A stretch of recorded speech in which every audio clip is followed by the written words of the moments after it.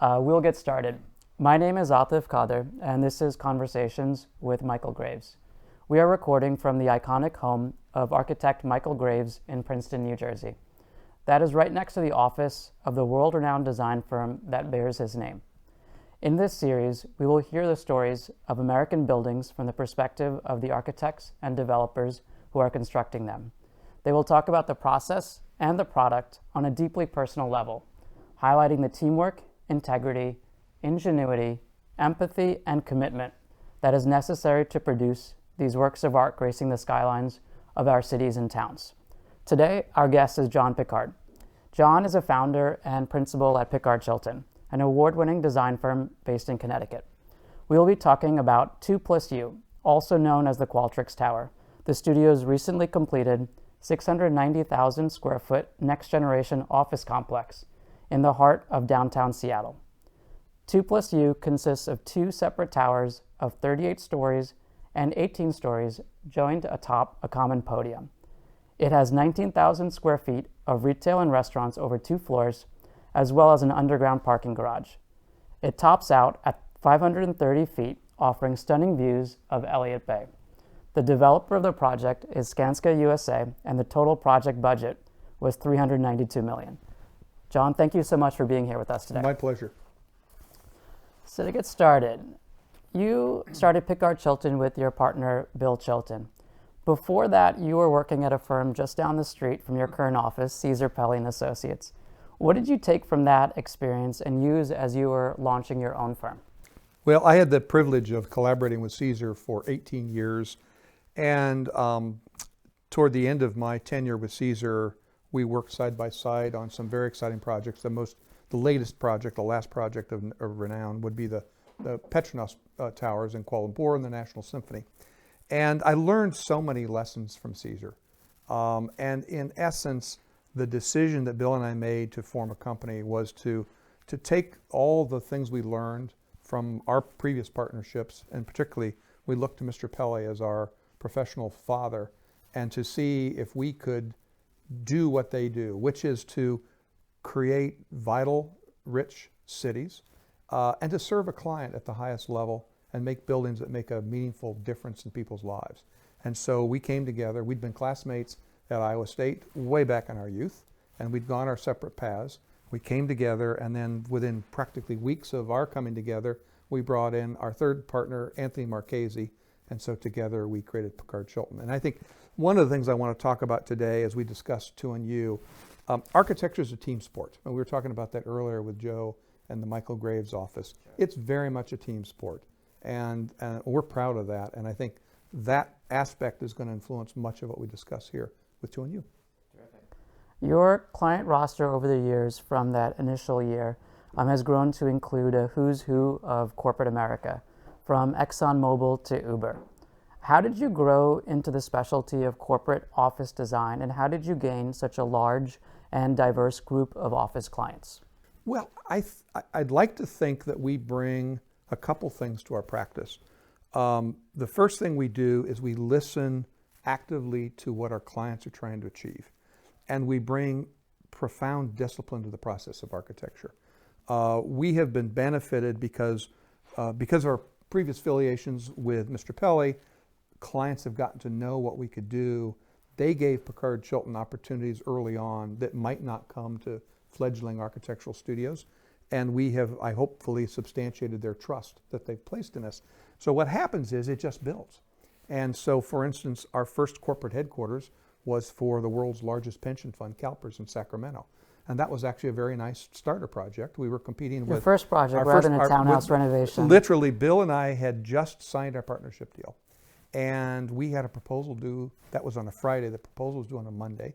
We had no letterhead, we had nothing.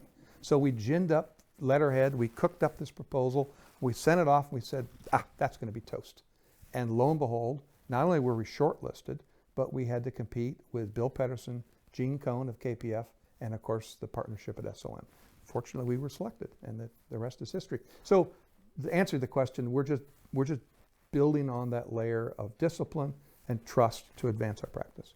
So, from that first project to 2+U, the selection process for 2+U was quite a bit different than that one. That was a design hackathon. Could you talk about the structure and how that worked? In any selection process, what a client is endeavoring to do is figure out, is this firm a good match for what we're trying to do? Do they listen? Do they care? Do we have shared values? And I think what we learned on the hackathon is a very catchy word. It was really an extended conversation. Call it a competition, if you will. We often refer to it as a bake-off in the office. Did everyone that was competing know who else was competing? We had a sense. And at the very end, we did know who we were competing with. In the front end, it was a little bit fuzzy. But what was good about the hackathon is it allowed us to have an extended conversation, and we could understand their vision. They could understand what we cared about. And I think that's, when you select an architect, you want an architect whose values align with your values. And so if the architect doesn't care about contributing to the vitality of the city, or really passionately care about the efficiency of the building, the cost of the building, then maybe that's not quite the right match. And in this extended conversation with Skanska, I think they understood that we were the right partner. And frankly, I think it's been substantiated not only by the success of 2+U, but we're continuing to do additional work for a great company, Skanska. So in this context, would you say that Skanska was not a typical client in terms of their selection process? Yes, I think they were exceptional. They took the process extremely seriously. They did the research on the candidates. They structured it. For instance, so often a proposal for architectural services will be about as flat-foot as it comes. They'll say, I want 500,000 square feet of office and parking for X, period. What Skanska did is they painted word pictures of things that they thought might influence the design. And then what we tried to do is we built on those word pictures. We created images that would say, we haven't designed the building, but these are the kinds of things we want to aspire to. And at the end of the day, what was important for us is Skanska had a vision of what it means to build a proper building in the heart of a great city like Seattle that would in fact be more than just an office building, that would enhance the life of the city. And I think they concurred that we were a good choice for that. So let's talk about the location that you mentioned. So over the past 5 years, there's been a lot of construction in downtown Seattle, including the demolition of Rainier Square Mall and the following construction, the restoration of Town Hall, and the construction of F5 Tower. The demolition of the viaduct and elevated highway is what really made this site valuable. Why was that? And could you talk more about that process? Well, the site is quite interesting because it exists, and they selected it. It's kind of at a confluence of multiple forces, and those forces allowed us to create some magic. So we had call it the conventional CBD financial district to the east. We had just kind of kitty corner the arts district, the Seattle Art Museum, the Symphony. We had the Pike Place Market, and then of course Elliot Bay and Puget Sound. And we were at kind of the nexus of all that. I think the expression that I give credit to Skanska, I think they called it a seam, but it was really, what we did was to try to take advantage of the energy that all these multiple districts were exerting. And so as we thought about it, with the viaduct coming down, you suddenly had this window to the water that had been previously blocked. And so we could integrate some of the scales of the adjacent districts, to the water. The buildings are capped by the height limit, and they're, a couple stories tall. So we wanted to integrate that in the design, and we can talk about later about how the smaller scale kind of flows under, and we integrate the scale from the CBD and the tower. But honestly, the site was everything in the design of the tower. And 2+U refers to? It's 2nd Avenue and University. Okay. And so our client wisely just made it succinct. Nice. One of the things I'd like to say, because it's going to influence a lot of the questioning, is as we talk about 2+U, there is an overarching issue out there that I think is important. We're in, I won't call it a revolution, but that's the word that comes to my mind, in the design of the workplace. The economy is superheated, and we've done, I think, 15 Fortune 500 headquarters in the last few years. These companies... 15 Fortune 500 headquarters. Yes. Wow. And these companies are looking to retain and engage their workforce. It's about how do they effectively compete. And at the end of the day, as we talk about 2U, the overriding principle is how do we allow the tenants at 2U to bring in the talent to do their work effectively and efficiently. And part of that is we have to make a unique environment that is special, that differentiates them from the office buildings that we might have done in the 1980s that are just silly. You know, big pompous lobby, empty, nothing, and a bunch of rectangular floor plates above. Skanska had a vision, and we shared the vision. Let's do something profound. Let's do something exceptional. Let's make a contribution to Seattle.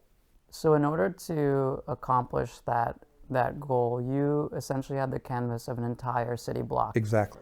Minus the Diller. historic Diller Hotel. But I would say not minus, because the Diller is fabulous, because the Diller gave us a counterpoint to the design. It allowed the scale to stay low, or we wanted the scale to... So it's a 4-story Yeah, Italian it's a 4-story building. Italianate. It's got quite a checkered history that I don't fully understand. My colleague Nancy could give you all the details on that, but they've got a very cool bar, and I suspect the Diller will have a new life with the success of 2U. But we love the challenge of maintaining the Diller in place. As one of the precepts, it's interesting, we have a secondary reputation as a firm, as we're working on multiple projects right now where we're basically cherishing a historic building.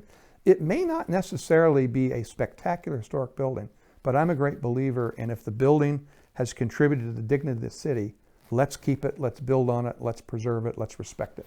And we're doing that right now in multiple cities around the country. So that's probably that process and that perspective is what influenced your eventual design and its relationship with the Diller. No question. Great. So let's talk through some of the site considerations that you have. You talked about the use cases that were in and around this location and its adjacency to the waterfront. But let's talk about the grade, the sunlight, and the shadows, and other things that influenced what eventually came to be. Well, let me start. We had a big idea, which was to stitch the city together, to allow people from all over the city to come here to be a part of it, but also to move through it. And we had problems of how do you take people coming up from Elliot Bay, bring them into the site? How do you cross through the site? It turns out the grade on Seneca is so steep, it's not even handicap workable. You can't get up. It's so steep. It's like San Francisco on steroids. So what we did is we created a handicap... From the front to the back. From the front to the back. So what we did is we created a path through the site. And then what we wanted to do is we wanted to lift the tower. And if you're going to lift the tower, what we want to do is bring light into the heart of the building. And so we took advantage when you can get really wonderful southern and western light that flows in. Literally, this is west, south, and the light flows in through the wonderful columns and brings vitality to that space. So as you're designing this stuff, you can appreciate that there are so many forces from the movement of people, the topography, the location of the transit system, to sunlight, to winds. All that is factored in to try to create something unique like the village below the 2U Tower. And in addition to all of those natural considerations that you talked about and the ones of moving through, there were legal and zoning considerations as well. Rather Can you talk about some of those? Well, as you know, there was an alley that runs from University of Seneca. And you will appreciate we spent great care studying that alley. If we left the alley alone, it would have really compromised the potential to restitch the city together. And it would have served no positive purpose, even though we, of course, looked at just let the alley stay. Other than picking up trash. Other than picking up trash, which that's not what you want. As obviously in the current design, we've taken care of all that. And this is a good example. What we did is by vacating the alley, we showed the folks in Seattle that we could have a better place. And one of the things we're proud of is how my partner, Tony Marchese, who led the project, was able to really bring consensus with the Seattle Design Review people to say what's the right thing to do for Seattle. It turned out, what I've often learned, if you do the right thing for the city, you also do the right thing for the project and for your client. And it was a win-win by literally picking up the building and vacating the alley. So your client described the ground floor as needing to be very porous, not just for people in the building, but for everyone in the neighborhood.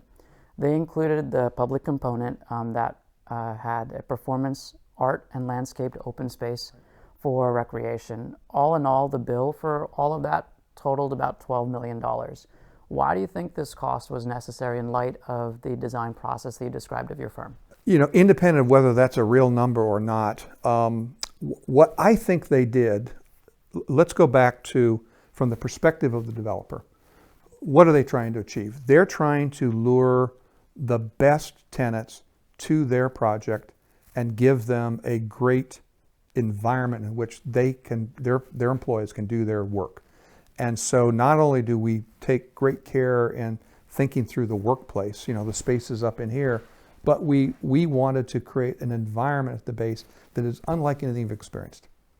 And so I would argue if it was only $12 million, I actually suspect it was a bit more than that. Likely more than that. It was a prudent investment. Why? Well, the city is thrilled. The entire building is leased. I believe the rents that are being achieved are in alignment with their expectations. There's success all around. So why would one not want to invest something special to create a special building? So the outdoor component's not the only part of the ground floor. There's also the interior component. That's the urban village. Right. So that's the 85-foot high volume that has 2 floors of food and beverage and retail. Right. Is that also intended for the office tenants as well as the public at large? Absolutely. And they're still in the process of leasing the retail.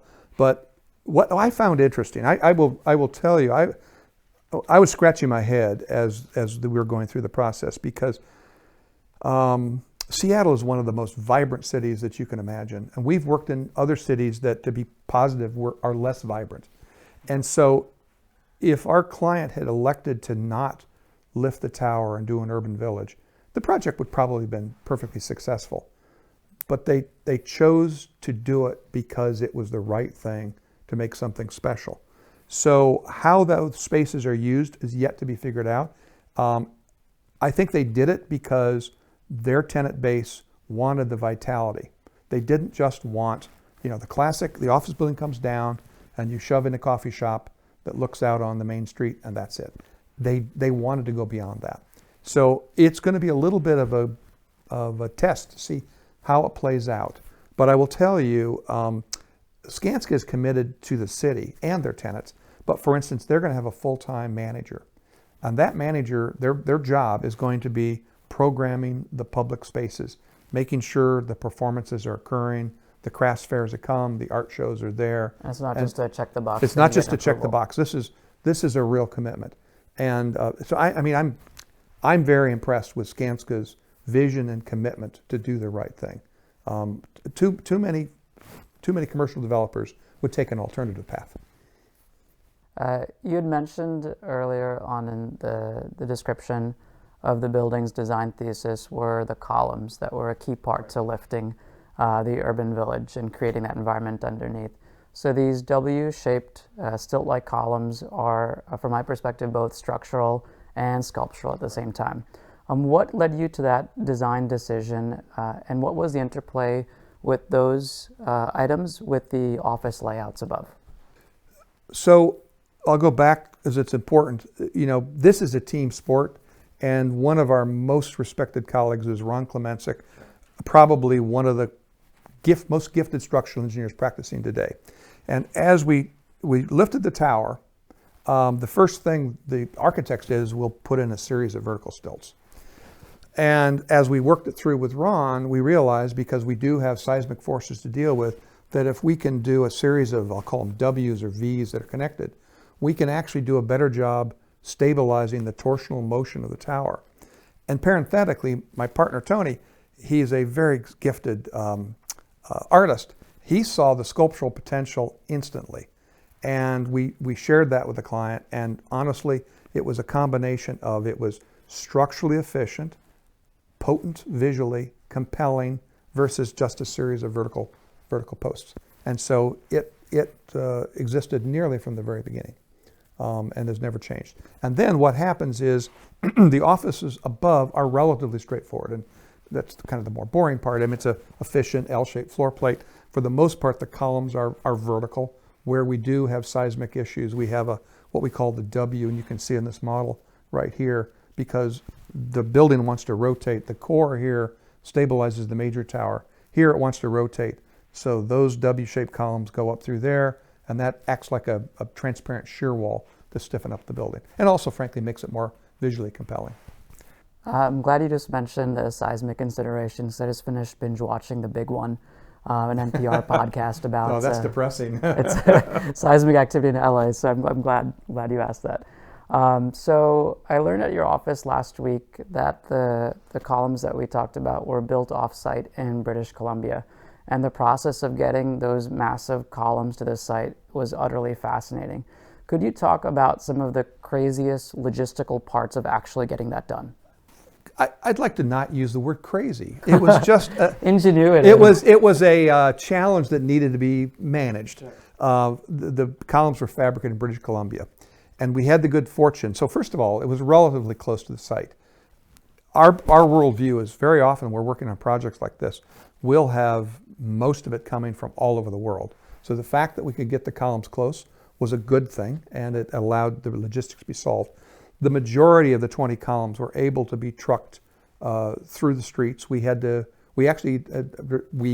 client retained a logistics expert to help us on that, and we orchestrated a path from the fabricating plant down to the site, and in the wee hours of a Sunday morning before we would truck the stuff in.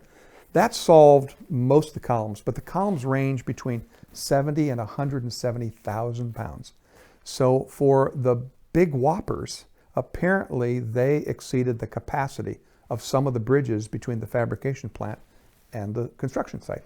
So we put those on a barge, had to bring those down, and then we could roll them up on trucks up the hill to get it in place. But it all went perfectly, seamlessly.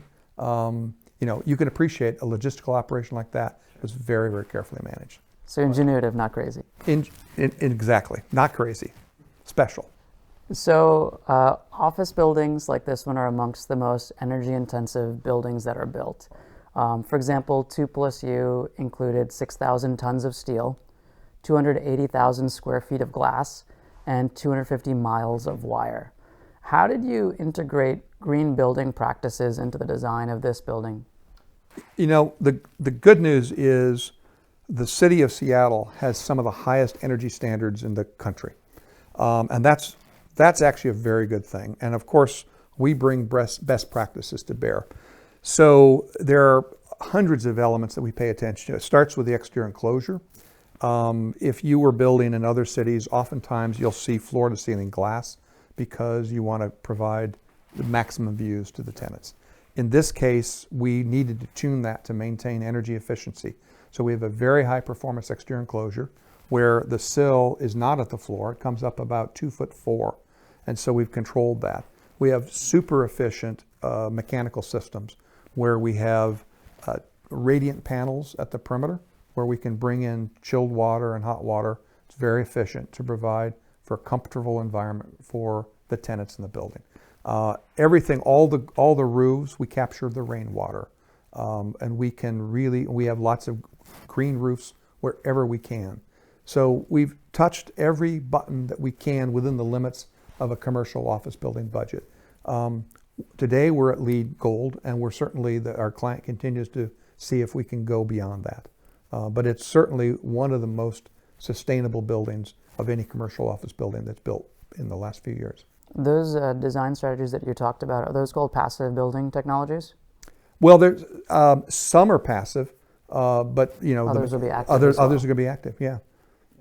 And then, what elements of the Northwest environment that this building is in were you able to bring into the design? This is the fun part. It's very hard to say, well, why is this appropriate to the culture of the Northwest? Here versus somewhere else. There's a kind of idiosyncrasies. I started going out to the Seattle and north of the San Juan Islands 30 years ago. My mother and father-in-law had a home in the San Juan Islands, and and my brother-in-law worked in Seattle. So I had the privilege of seeing the city transform. And there's a kind of a wonderful idiosyncrasy in Seattle that I applaud. And I think part of what I think is quite special about 2NU is that it captures some of that. You mentioned it when we met a couple days ago, the Pike Market, where they throw the fish, and the urban environment is charming but not particularly tailored. Yeah. And there's something, as we created the urban village, we were trying to say, this feels to us like a Seattle maneuver. I'm not sure we would do that in Houston, but maybe we would. Also, and again, this is when Tony talks about the creation of those columns. I think he's referred to them many times as these giant redwoods or sequoias, and there's something there that it feels right. And then the way the light comes in, it's filtered through those. You have the shadows of the giant tree trunks on the piazza floor. Is it appropriate to Seattle? I defer to the folks that live in Seattle to answer that question. I feel like it is. I will tell you, we surely tried to make it be a part of that culture. Well, let's talk a little bit about the office portion of the building. So the office floors have 18,000 to 30,000 square foot floor plates, 10-foot ceilings, and column-free spaces. What kind of tenants did you have in mind when you were designing this? So what you have a responsibility as an architect to your client to make sure that the building has the flexibility to meet lots of needs. So you will not be surprised when I tell you that we assumed it would be to the tech tenants. And that is indeed, as you know, it's Indeed, Dropbox, and Qualtrics, among many others. But the building is really designed if in 20 years the world has changed and closed perimeter offices become important, or a high-profile law firm wants to move in. We've designed the spaces to accommodate those needs. It does not need to be a tech company. What we have done, which I think is very important, is on those upper floor plates, the core is actually snuggled up to 2nd Avenue. And so it's away from the view. It's away from the view. So what we did is we put the people with the view, and then, and this is very unusual in commercial office building design, we put the typical required exit stairs that are normally buried in the concrete. We move them to the perimeter with glass and light.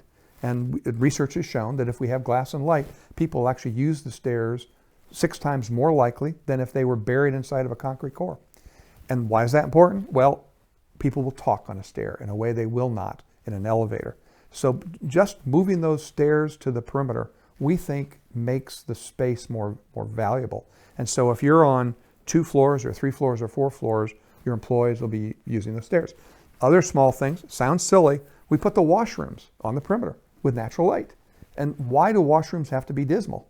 And so, why not put the washrooms where the views are not so spectacular and let the rest of the space be used for the employees to capture views out over Puget Sound. So those are kinds of things that are not your typical commercial office building. They would not have been done even 5 years ago. They're relatively new. And I think those are the little touches that, in addition to the floor plates, flexibility, size, major core, minor core, all the leasing things that your listeners probably don't want to hear about, that make the building meet the business needs of the tenants that they're appealing to. Or the listeners that are developers like me. Yeah, exactly right. So. If you're a developer, you might care about this. Right?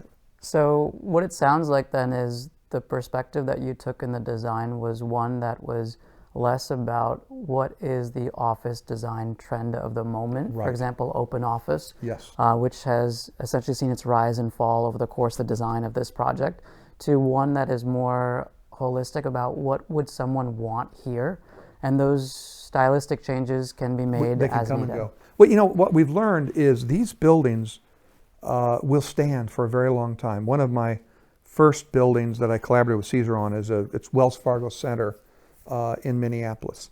And you realize, I've been in the game a little bit, but that building's been completed for a little over 25 years. It won all the design awards. It was completed in 1986 or 87.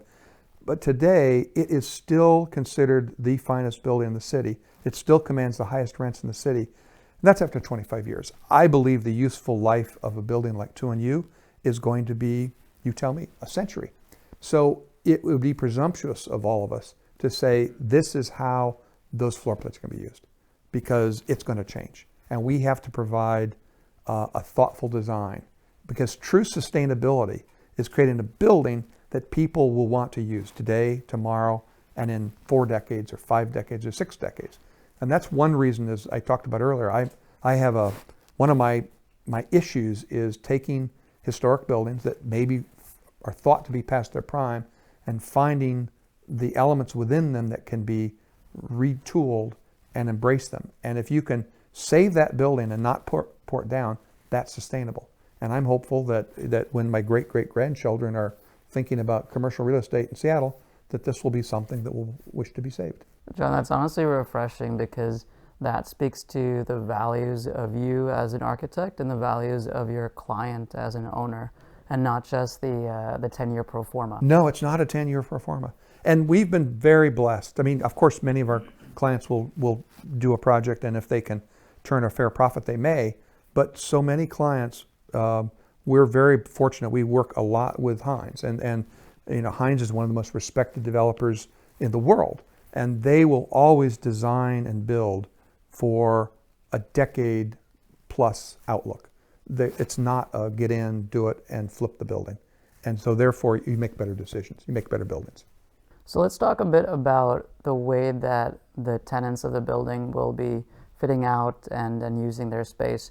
You, as the architect of the building, did you have some direction or some say in the fit out of the individual floors, or those are generally left? I'd love to tell you we do. And when I started in this profession, I truly thought as the architect that we could help counsel the tenants into how they would use the space. Yeah.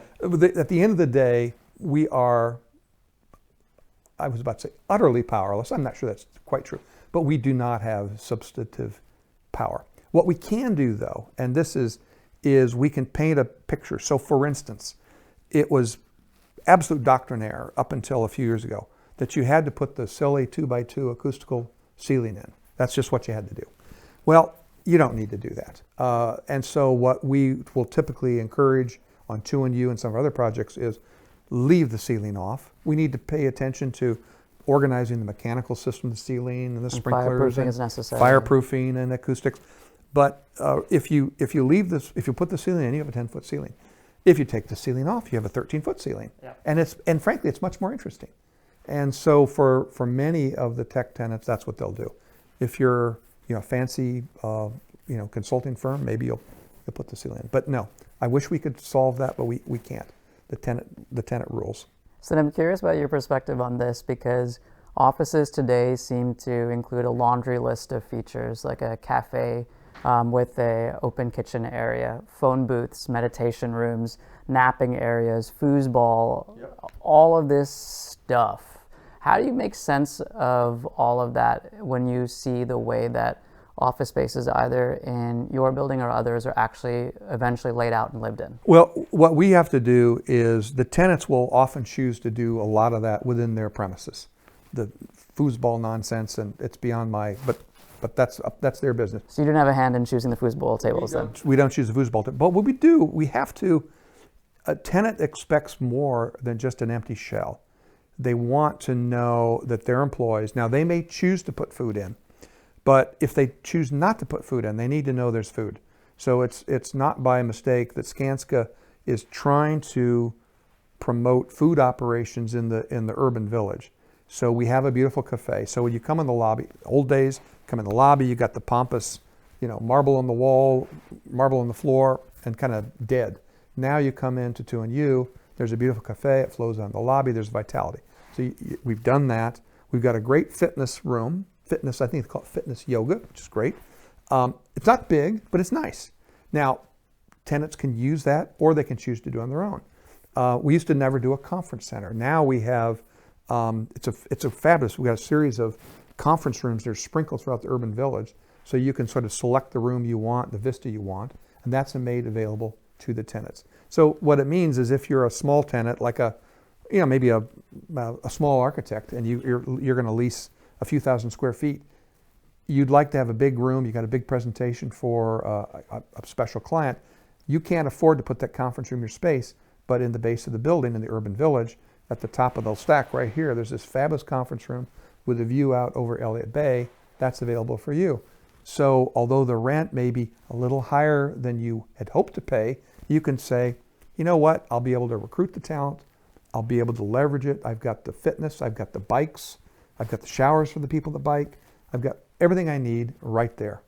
And so when you do the real careful analysis, it's a good investment to spend a few pennies more to rent that space than to go into a stripped down building. Maybe it's a lower rent, but you don't have the things that you need to be successful. And it sounds like that would be also better fitting of the needs of the clients for a developer anyway. Absolutely. It's a win-win. Or put another way, if a developer chose not to put in fitness, conference center, cafe, they wouldn't make it. Especially in a place like Seattle. Especially in a place like Seattle. But even, I don't mean to be tough on other cities, I won't get in specific, but even in less interesting cities, they wouldn't make it. You have to do it. 5 to 10 years ago, you could make a choice. Today you have to do it. I want to take a moment to tell listeners about our host, Michael Graves Architecture and Design. This design firm has been serving clients worldwide for 55 years. From their offices in Princeton, New York City, and Washington, D.C., they provide planning, architecture, interior design, and graphic design services for many different building types. Hotels and resorts, office buildings, cultural and educational facilities, housing, healthcare, and civic structures are all part of their repertoire. With hundreds of design awards, it's clear that they care deeply about their profession and are keen to share their ideas widely. So let's turn to some of the business decisions of 2+U. So Skanska decided to develop this with no pre-leasing in place. From your experience in working with a wide variety of clients, is that a reflection of intelligent planning, insanity, or both? I think it's intelligent planning, it's courage. It's courage. There are a lot of markets, and I cannot speak to Seattle. I've done, maybe the firm has done 20 million square feet of projects in Houston. I can talk to Houston. But there are some markets that you Houston need. Because of the ExxonMobil project. ExxonMobil and many others, yeah. But there's some markets where the tenants want to kick the tires. And you know the market's there, but you're not going to get them. And in this world, the tech world is so fast changing that it's almost impossible for you to say, well, okay, in 3.5 years, I'm going to need to take down 42,000 square feet. You just can't get there. And so you not even know in 3.5 months what you're doing. That's right. So what Skanska did that I think was appropriate is they said, I believe in the future of Seattle. Cross your fingers, the economy hangs in there, and we go. And I applaud that. There are a lot of people that in the same circumstance, they don't have the courage, or the internal organization is such that it's so bureaucratic, nobody can make that call. And so what they do is they don't go forward, and therefore they have a project that sits. And a project that sits is a bad project. The city is not revitalized, and nobody's going to make any money. So from that perspective, without the benefit of those leases signed early, Skanska invested in a holographic leasing center. Talk to us about that. Well, it's essential. You cannot lease a project like this without communicating the vision in some way. And so in the old days, we'd build the models and so forth. Now what's happening with virtual reality and holographic systems, it's basically a way to really step into the building. And so, you'll put on the little goggles and the potential customer can really experience the space. And so Skanska has used it as a leasing tool, but we used it as a critical design tool. We do this on all of our projects. It's not fair to expect a client, as you're designing an important public space, to be able to read a plan and a section or an interior elevation and put it together. I mean, you just can't do it. With all due respect, most architects can't do it. And It so is quite a strange notion to imagine that a client would be able to read and understand something as effectively as you, the design professional, preparing it. no, it's impossible. So on all of our projects, we build lots and lots of models. And now in the last probably 5 years, we do virtual reality where we can put the goggles on and our clients can literally walk into the space and turn around just as they would naturally and see something. And then we use it as a tool so we can look up and say, that doesn't work the way the ceiling intersects with the wall.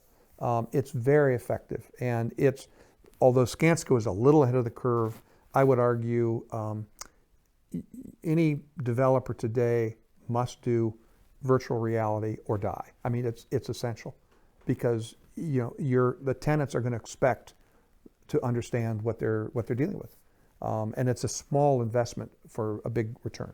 So invest or die would be the perspective for developers, but what about for architecture firms and their adaptation of technology such as that? Would you make the same statement? Absolutely. In fact, we were talking to Joe before the podcast here, and he was showing me their significant investment at Michael Graves, and he recognizes that in order to share your vision with a client, you really have to have the technology. We've all reached that. So I can't imagine, of all the firms that we compete with, they all have virtual reality, and it's just an essential, and a sophisticated client will expect that.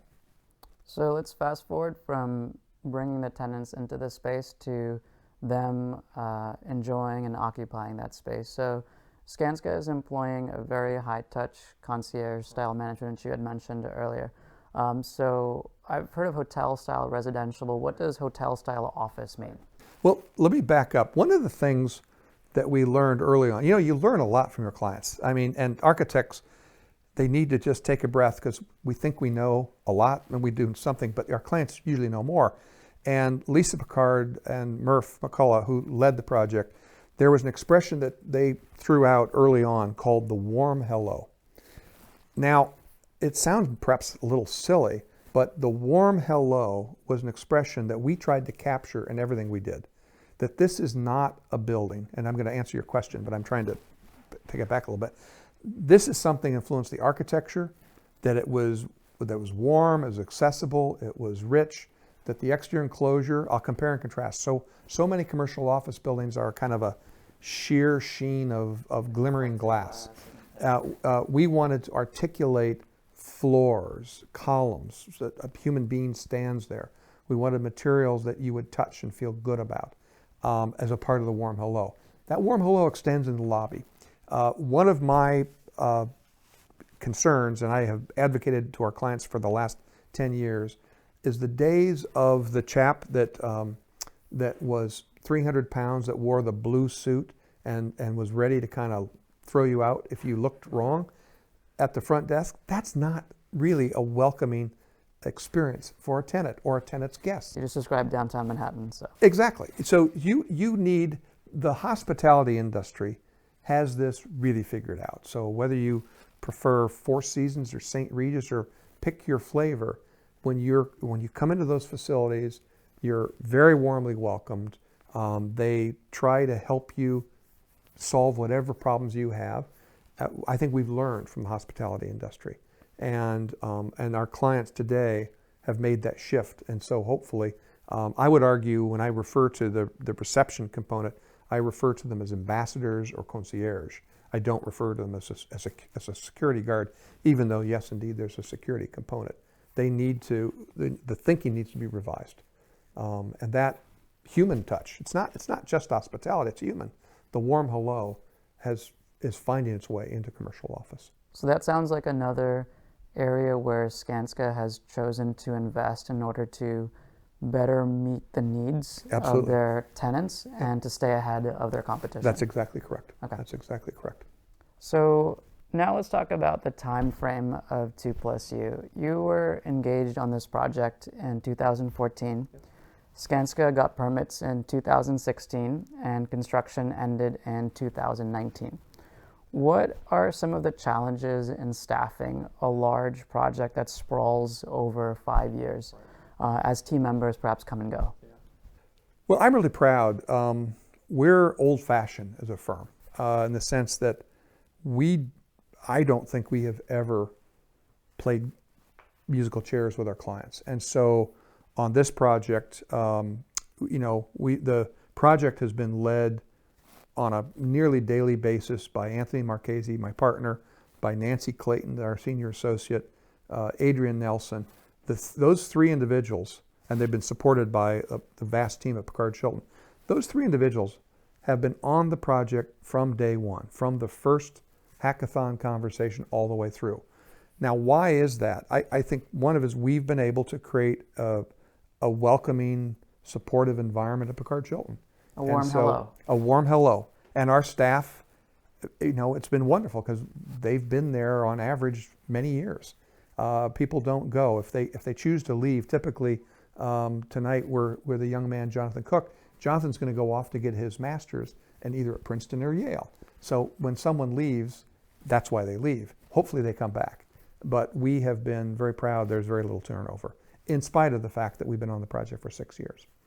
So in terms of the external team as well, there are many outside firms, and you mentioned the structural engineer earlier on. Could you talk about some of the other firms that you had an opportunity to work with on this massive project? So as a part of our business model, for every project that Pickard Chilton is engaged to design, we work with an architect of record or an executive architect, depending on how you want to refer to it. And they're a partner. We work side by side. They're in every meeting. And in fact, they help bring a technical balance.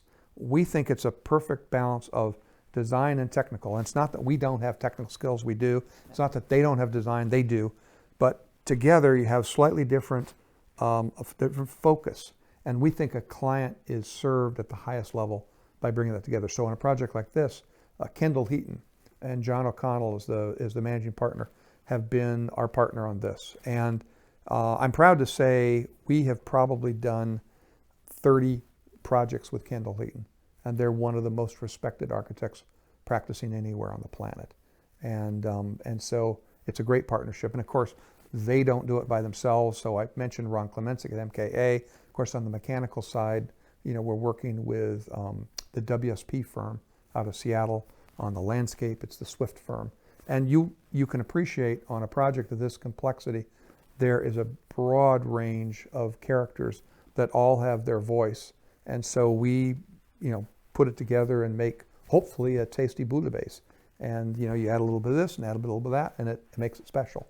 But the days of the genius architect going off in their garret and creating the vision, that's a myth. It always was a myth. I think it always was a myth. But Mr. Wright did an excellent job of perpetrating that myth. But it is a team sport. So right now you're working on another large office building in Seattle with Skanska on Northeast 8th Street. So no pre-leases again. What other similarities would you say there are between these two buildings? It's interesting. There are so many. I'll start with what's different. We're not lifting the building. Okay. Because there was a real urban design need here to lift. There's not here. But what we are doing is, for site constraints, the floor plate is a little bit tricky. You can't do the classic shoebox. And so what we're doing is it's a kind of a beautiful lozenge shape. When you say shoebox, you mean just a rectangular floor plate? Yeah. If you look at 95% to 7% of the commercial office buildings designed and built, they're shoeboxes. They're nominally 110 by 120 by 210 or 240. That's what they are. And I won't get into why, but that's what they are. So this is not. It's a kind of a lozenge shape, and the core is set to side. But in order to make the building work cost effectively structurally, much of the framing is a series of diagonals on the perimeter, because you know very well the seismic counts. And we could not, in this case, we could use the core to do a lot of the work for us. In the case in the Bellevue project, Northeast 8, we put the structure on the outside. But for instance, now we haven't talked about here, there's some wonderful balconies that we've integrated into 2&U, which provide really great experiences for the tenants to come out and engage the outside. And in Seattle, it's a wonderful climate, you can do that. we'll do the It's same. really unusual. It's very unusual. We have been advocating this for about a decade. Most of our clients will say, yeah, it's a good idea.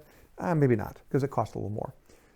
That balcony, and I have resources to back it up, will typically generate, from the developer's perspective, a 20%, on average, a 20% premium in the rents that are charged on the floor that has the balcony.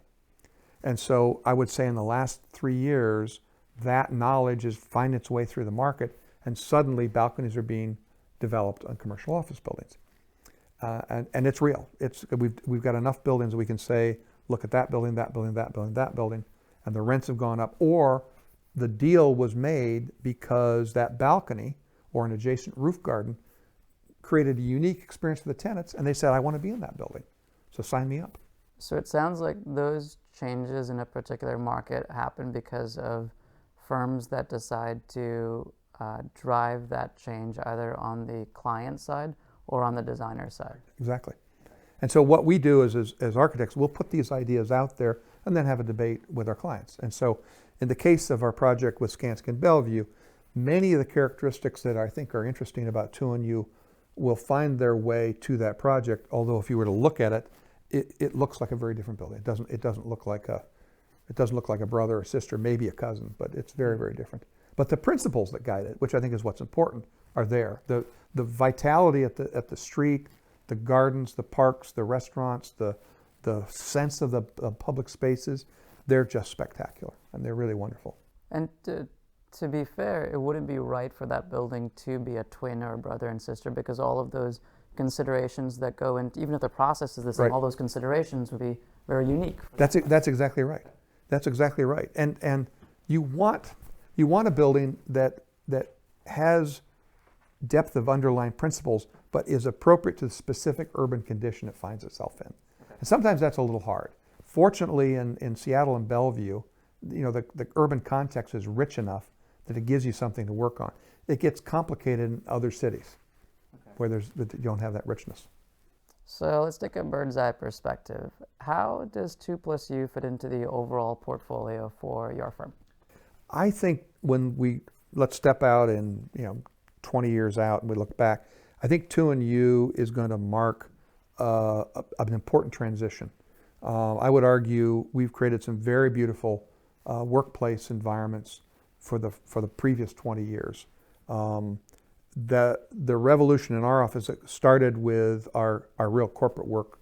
For instance, ExxonMobil is quite, I won't say revolutionary, but we're doing some things that are very unusual with access to daylight and views.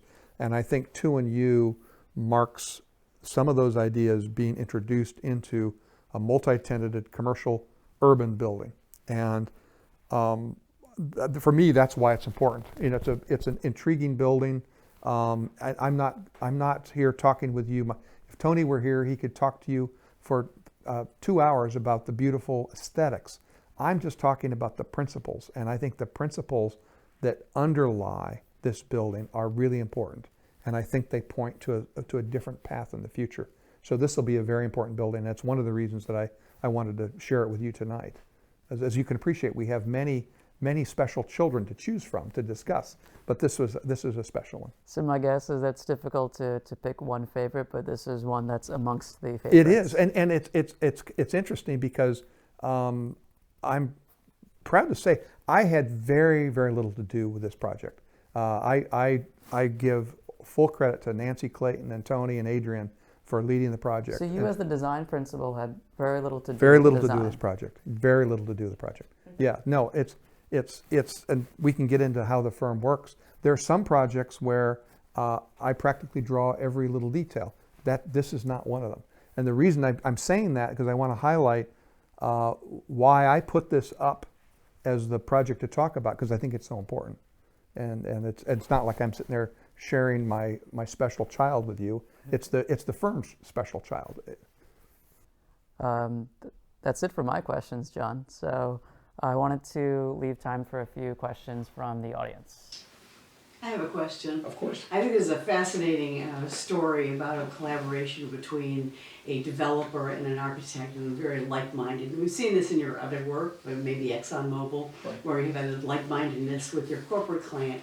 How do you go about sorting through the asks that you might have, or the pursuits that you might have with clients, to make sure that your clients and you, whether it's a speculative building or a corporate headquarters, are like-minded, and you can produce the kind of wonderful work that you're known for? It's a great question. It's very hard. Well, let me back up. To answer it, 90% of our projects are, at least the last time we looked at it, are repeat clients. And so we're building on a foundation of knowledge and trust. We know what they expect, and we can build upon that. Where it gets complicated is you have a new relationship, and you don't know what you're getting into. And we do want to work with clients that care. And you know very well, there are some commercially focused real estate folks who don't truly care about the city. And we don't want to be affiliated with somebody that just wants to buy our expertise, or if we have a name, our name. We want shared ideals. And so, honestly, we do significant research before we'll even go meet with them. And then what we try to do is we try to slow down the selection process long enough that we can make sure we align expectations. And there have been actually many situations where Bill and I were just telling a story the other day of a developer who was very excited to hire us for a major project in the South. And we could just tell. We were in a meeting listening to this guy, blow his horn for an hour. So Bill and I were across the table from one another. We didn't even have a chance to talk. We just looked at one another, and we knew this guy was not our cup of tea. And so we very gracefully thanked him for the opportunity and the consideration, and we said goodbye. So we try to get that sorted out. I don't think, honestly, if I think back, I cannot think of a client that has not turned out to be a good client. We've been very fortunate because I think something happens. I think there's a self-selection that occurs somewhere, and we've not been into a situation where it's uncomfortable. So, Ms. Clayton, you should know all the tough questions to ask.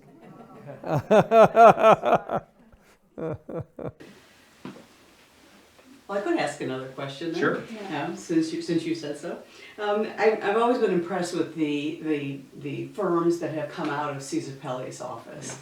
Not only because of the consideration of the urban fabric or the quality of the architecture, but because of what must have been an office culture. And I was wondering if your experience at the Pelle firm and the way you've tried to fashion your own firm have some relationship in terms of the nurturing culture and being able to encourage such a longevity among your staff. There's no question. I was tapped by Caesar. I'd been his student in the studio. I was tapped as his first employee when he rebuilt the company in 1979. I love the man. I respect the man. You could not help. And he built a firm of trust, and he clearly cares passionately about his clients. But we learned many lessons. He had an expression that I've never forgotten. He said, "The building is more important than the architect, but the city is more important than the building." And that's an interesting way of kind of synthesizing his focus. So as we've looked at the creation of Pickard Chilton, what Bill and Tony and I have done is we've basically taken the positive experiences that we appreciated with Caesar or Bill. Bill worked for another Saarinen protege, Leonard Parker. And so we've kind of put this all together. And so we see ourselves as the children of this legacy. And we pay attention to it. And we try to do the right things. So I don't know, I'm too close to it to know if we've done a good job of mapping on to all the positives I've experienced at Caesars, but we surely tried. It's been a part of, we've done it openly and being very aware of that. And we'll see. Yeah, it's been great fun. So thank you so much for joining us. We thank you. It's been great fun. Thank you. Thanks for having us come to beautiful Princeton. Absolutely. Next time, I'll be interviewing Martin Ditto, the founder and CEO of Ditto Residential. His development company has a large portfolio of creative historic renovation and new construction projects in the Metro DC area. My name is Atif Kader, and this has been Conversations with Michael Graves. I did. Okay, great.